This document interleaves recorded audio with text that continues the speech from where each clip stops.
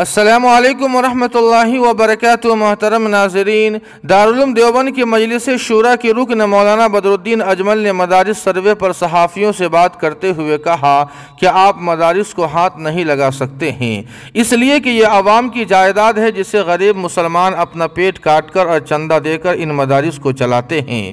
دارالعلوم دیوبند نے جو مدارس کا اجلاس بلوایا ہے اس کا مقصد حوصلہ دینا اور ہمت بندھانا ہے۔ آپ کو بتلا دیں کہ مولانا بدر الدین اجمل صاحب نے مجلس شورا کے اجلاس میں آمد کے موقع پر نامہ نگاروں سے غیر رسمی گفتگو کرتے ہوئے یہ سب باتیں کہی ہیں۔